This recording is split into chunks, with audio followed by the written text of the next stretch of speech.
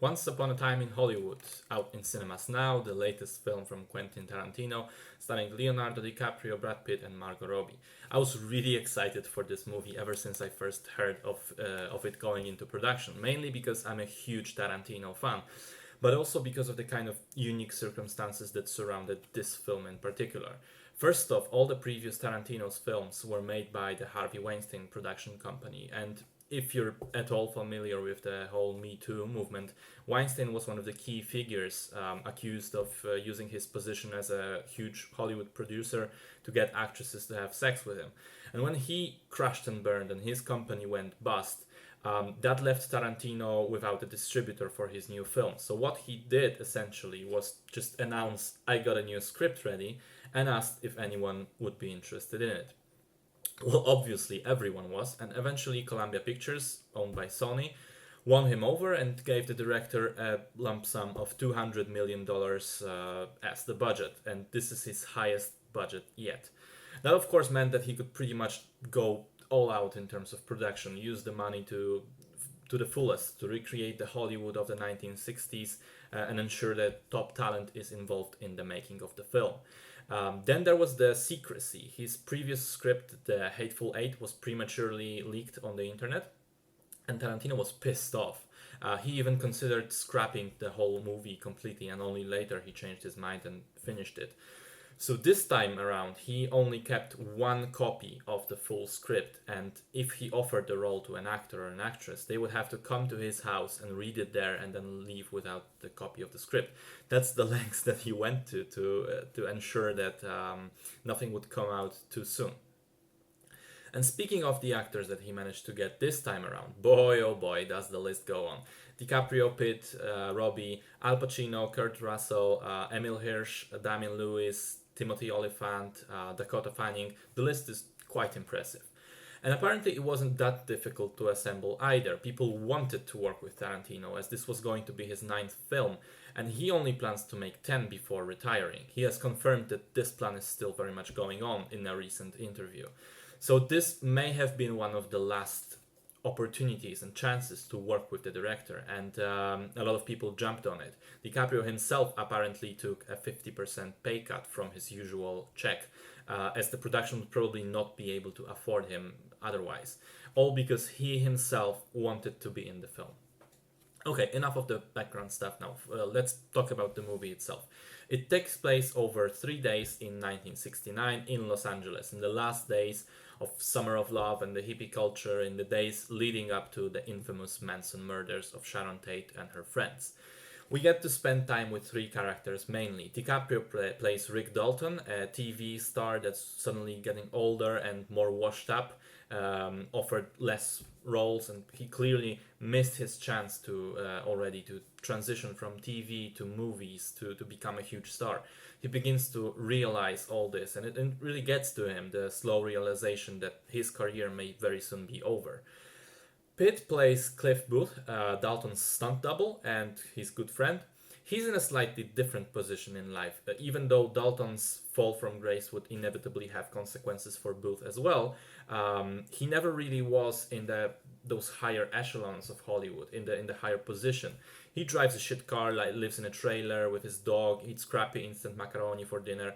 So he's clearly a guy with much less to lose, but also with much less ambition than Dalton. He doesn't lament his condition, but seems to take it all in stride and enjoy life where he can, while he makes it from one day to another. And the third character is not fictional, and it's Sharon Tate, played by Margot Robbie, a gorgeous blonde actress, wife of Roman Polanski. In the film, she is also a neighbor of Rick Dalton.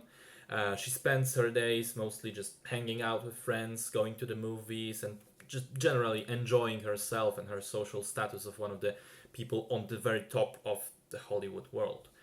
So the movie is the least story driven out of all of Tarantino's movies, and that's including, I think, even Pulp Fiction.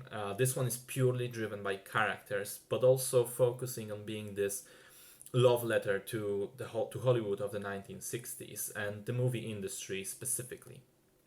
It very much feels like Tarantino wanted this to be a vibrant, colorful postcard, so to speak, of those days that he himself remembers from his early childhood. I use the expression that we spend time with the characters, and I think that's the best description of this film.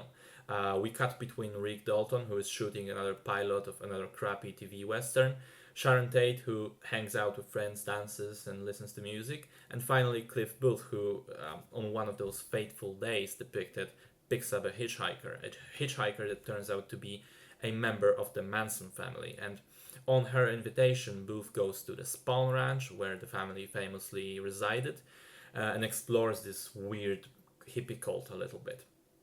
And as this vignette, I think that the film works admirably well. Granted, for a good 2 hours, not much happens in terms of actual plot, but that's clearly intentional. We're supposed to lean into this picture and just be in the moment with the characters and enjoy this vision of LA that Tarantino has cooked up for us. Because he did it with style and with flair and also with great attention to detail.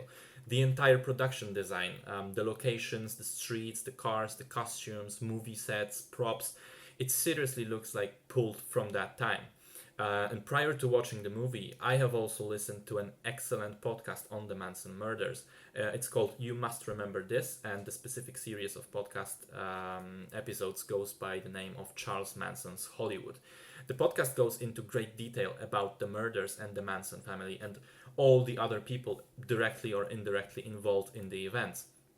And I would recommend it very much to anyone who's interested in those things. But what I want to say here is that after listening to it and watching Once Upon a Time, it seems that Tarantino has done his homework perfectly. The Spawn Ranch, the members of the family, the little scene with Manson himself arriving at the Cielo Drive house, not knowing that previous tenants are gone now, and Sharon Tate lives there at this time. They're all done precisely as described in the podcast and in the many historical records of the time. While I'm praising the film, I also want to highlight the performances. DiCaprio and Pitt are the clear stars of the movie. They have excellent chemistry between the two of them, but even when they're apart and doing their separate things, you can appreciate them both for different things, really. Pitt's character is probably the cooler to be around and to see on screen. He's more entertaining between his relaxed attitude, his easy smile, and being rather badass. DiCaprio, on the other hand, plays certainly a more interesting role, and also several times we see him play a role within a role when he's on the set of one of those TV westerns. I also want to highlight Margaret Qualley. She plays Pussycat, the hitchhiker that Pitt picks up in his car. And she's excellent, just a really magnetic performance of this weird hippie chick that's probably on drugs, but also probably just not right in the head. You may ask, what about Margot Robbie? And the first thing that needs to be clarified, I think, is that Sharon Tate is very much a secondary character, despite maybe being marketed as an equal role to Pitt and DiCaprio. We don't spend as much time with her, nor is it as interesting as the other two. And here's where my list of criticisms begins. So apparently after the initial screenings at Cannes Festival, there were voices complaining about how little of Sharon Tate there is in the film. So Tarantino went back to re-edit the film and he added several additional scenes of Sharon Tate to increase her presence in the film. And okay, I can see where what he was going for.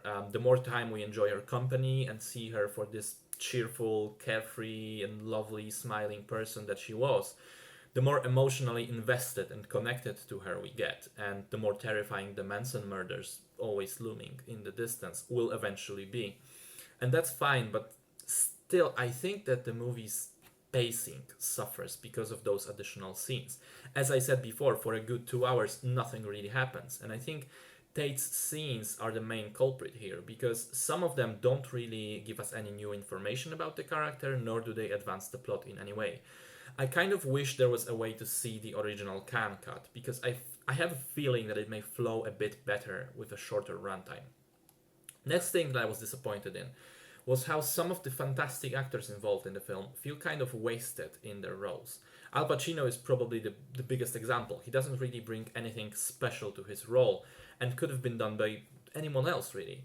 Damian Lewis literally has only one scene where he just provides some exposition for us and then is never to be seen again. Tim Roth was cut from the film completely. And this was all a bit weird to me because previous Tarantino movies were often inhabited by these small characters that he could use very effectively to add a lot with a small role. And I think he didn't quite do it as well here. Maybe that's also connected to another criticism that I have, and that is regarding the signature Tarantino dialogue. The snappy exchanges between characters that skirt the line between intelligent and witty and funny and often filled with profanity as well. I think in the case of Once Upon a Time, this typical style of writing doesn't shine through as much. And I think there was maybe 2 or 3 scenes where I really thought to myself, okay, this is it. This is Quentin talking. But I think that part of his movies is a huge draw and the reason why they're often so quotable. So I'm a bit let down by this aspect in this movie. And one final thing that I want to talk about is, well, the elephant in the room, the Manson murders themselves. Obviously, there was a lot of discussion before the film came out as to how Tarantino would handle those. Those were real events, after all, horrific events that happened to pretty much innocent people, including a pregnant woman. And with Tarantino's penchant for violence and bloody murder, a lot of people were concerned.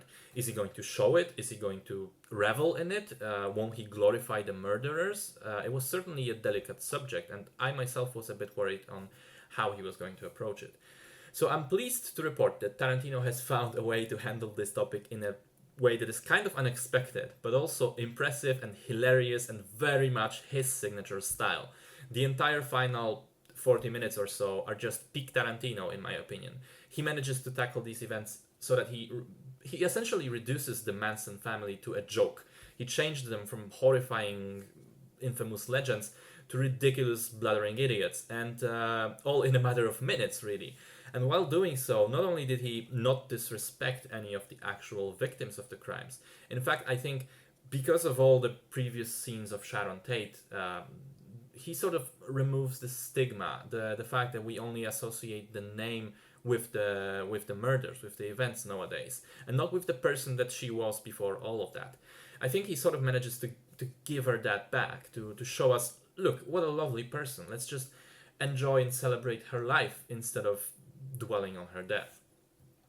Okay, so I've gone on a huge rant here, I feel like, but I guess I had to say, I had a lot to say about this film. So, sort of to bring this all to a close, I don't think it's a perfect movie, nor do I think it's Tarantino's best, but I certainly enjoyed it, and I think he set very clear goals for himself and with this movie, and he does accomplish them all, despite what the expectations of people going to see it may be.